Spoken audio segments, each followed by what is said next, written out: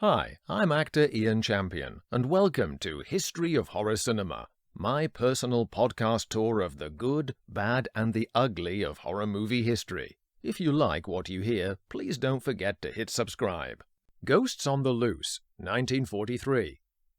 For their second foray mixing the lightest of criminality with even lighter horror, in other words non-existent, the East Side Kids top-lined Ghosts on the Loose for Monogram with Bela Lugosi in 1943. The young tearaways were now in such demand across town that you needed a flowchart to follow their releases. In this busiest period of the 40s, they worked contracts for Warner's, Universal, and Monogram, for the latter two simultaneously, and under various gang names including the Dead End Kids, the East Side Kids, and the Bowery Boys from 1945. Displaying rough talent on-screen and even rougher antics off-screen, they were essentially the Sex Pistols of micro-budget wartime horror. Their first boss, William Wyler, had sold their contract to Universal because he could no longer tolerate wrangling the endless chimps tea party on set that made them so popular on camera. By 1940, Universal had offloaded them to a buyout by Monogram, and under the new name of the East Side Kids, here they made 22 films between 1940 and 1945. Ghosts on the Loose actually reunited the kids with Bela Lugosi, who had previously tangled with them good-naturedly in Spooks Run Wild, as we've seen. This was Lugosi's 7th inning out of his contracted Monogram Nine, and is no stretch at all, leaving the bulk of the film to be carried by their mischievous energy. His screen time as head of a Nazi spy ring is so light he could have telegrammed his performance instead of phoning it in. And as B-movie schlock often does, its title misrepresents the contents, featuring no ghosts whatsoever, whilst the only things loose are the wheels on this busted vehicle. Our old narcoleptic friend William Bodine directed it in a typical Monogram factory schedule of 6 days, from a workmanlike screenplay by Kenneth Higgins, which begins with the kids' preparations for a family wedding organized by their tousle-haired bullying leader Muggs, Leo Gorcey.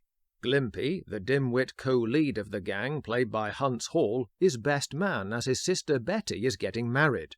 The first unlikely sight of the movie is seeing the boys in the parlor rehearsing the sweet song Drink to Me Only With Thine Eyes under Muggs's self-appointed choirmaster sadism. This is surely the only time playwright Ben Jonson will ever be quoted in an East Side Kids movie. The lyrics are from his 1616 poem Song to Celia. Surprisingly, the young punk's harmonies are not bad, yet still allow Gorcey some choice one-liner insults. "You're dimming in your diminuendo," he tells one of them. The second unexpected vision is to see Ava Gardner making one of her earliest screen appearances here as Betty. As Tom Weaver pointed out, she was on a starter contract over at MGM of $100 a week, and the loan out to companies like Monogram became a habit of theirs that she resented for many years. "I got sold like a prize hog as often as the studio could manage it," she railed in her autobiography. She looks lovely, but has no more to do than Lugosi, being simply an attractive ornament to distract from the low-frequency crime shenanigans of the ugly mugs on offer. The kids use their victimless crime resourcefulness to borrow a decorative wreath for the big day and a tuxedo for Gimpy from the local funeral director. Such is their soft-boiled gangsterism, they even secure a police escort by telling the chief that festivities will be invaded by mobsters from the Katzman gang. An in-joke by Gorcey aimed at Monogram's tightwad producer Sam Katzman.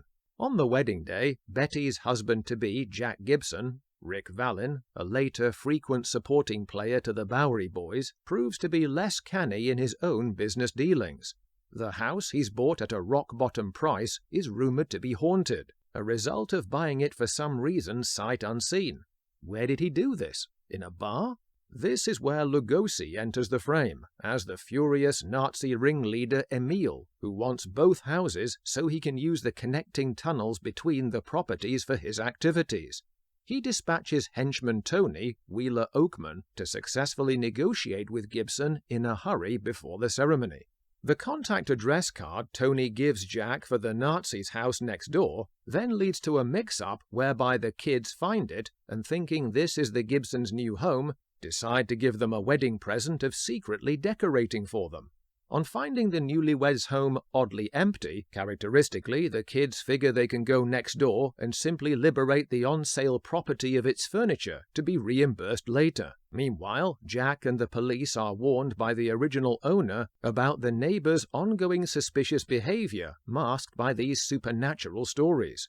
He and Betty hightail it over there, accompanied by the police. The spy ring then attempts to scare the kids with a ham-fisted spooky gambit in which Lugosi switches places with a wall portrait to frighten Sammy Morrison's Screwno whilst he dusts. It's worth rewinding this sequence for the moment where Lugosi sneezes, as it sounds remarkably like, "Ow shit!"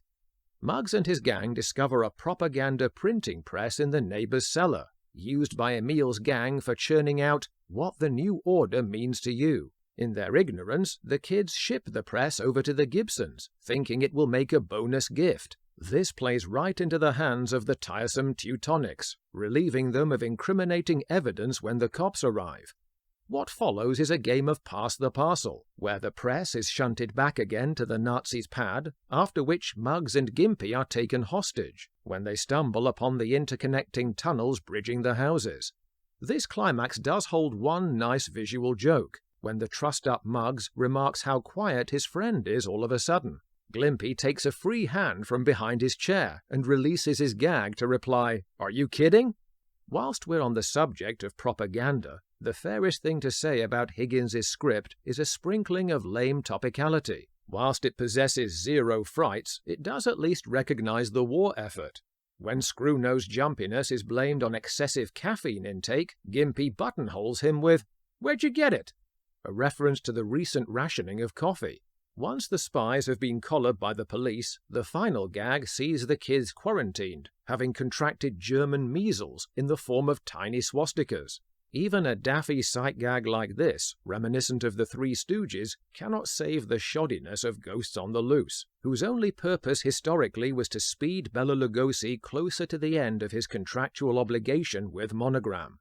The only real suggestion of crime, other than enduring this routine potboiler, occurred 10 days prior to the start of filming, in February 1943, when Sam Katzman's co-producer Jack Dietz was jailed for 7 months for evading $200,000 worth of back taxes. For the untarnished East Side kids, however, the film was simply one more in their long streak of programmers that would incorporate later humor-horror hybrids under their future name of the Bowery Boys.